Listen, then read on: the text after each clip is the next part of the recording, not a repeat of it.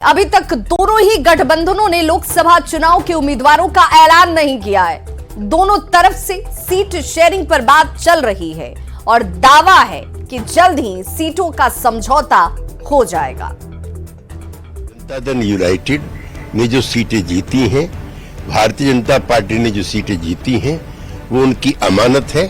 हाँ, बीजेपी में बिहार में एक को टिकट बांटा, जरा नाम बताइएगा। आ जाएगा, जब तय हो जाएगा तो आपके जानकारी में सबसे पहले। लोकसभा चुनाव की तारीखों का ऐलान भले ही ना हुआ हो, बिहार में सबसे ज्यादा सियासी हलचल देखने को मिल रही है, वो भी कई महीनों से।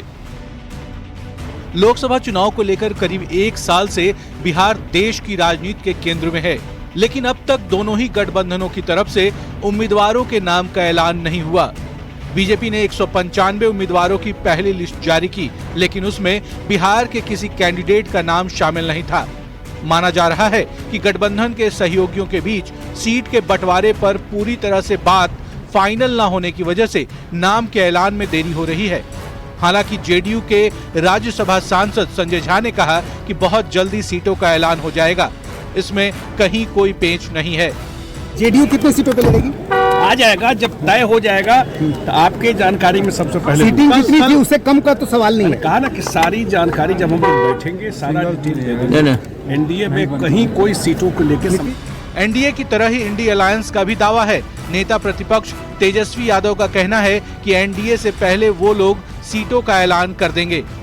हम तो बोले भाई बातचीत चल रही है, एनडीए से पहले हम लोगों का हो जाएगा। और जुड़ेगा। लेकिन आप देखिएगा जो लिस्ट भाजपा का निकला, बिहार का तो किसी का नहीं निकला। कल सुप्रीम कोर्ट हाँ, बीजेपी में बिहार में एक को टिकट बांटा, जरा नाम बताइएगा। सूत्र बता रहे हैं कि 7 और 8 मार्च को दिल्ली में एनडीए में सीटों के बंटवारे को लेकर मंथन हो सकता है और 8 मार्च को दिल्ली में बीजेपी की केंद्रीय चुनाव समिति की बैठक में बिहार के उम्मीदवारों के नाम पर भी चर्चा होगी।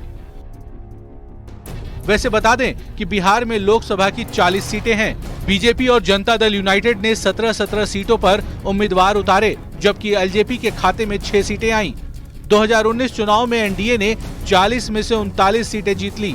बीजेपी के खाते में 17, जेडीयू के खाते में 16 और एलजेपी के खाते में 6 सीटें आईं। तब के महागठबंधन को सिर्फ 1 सीट पर जीत मिली, जो कि कांग्रेस के खाते में गई। 2024 में एनडीए 40 सीटें जीतने का दावा कर रहा है, जबकि इंडी अलायंस का दावा है कि वो चौंकाने वाला रिजल्ट देखेंगे। एनडीए में पिछली बार से ज्यादा पार्टियां शामिल हैं, वहीं इंडी अलायंस की तस्वीर भी थोड़ी बदली सी है। अब देखना ये होगा कि किस फॉर्मूले पर और कब तक बिहार में लोकसभा की सीटों का बंटवारा हो पाता है।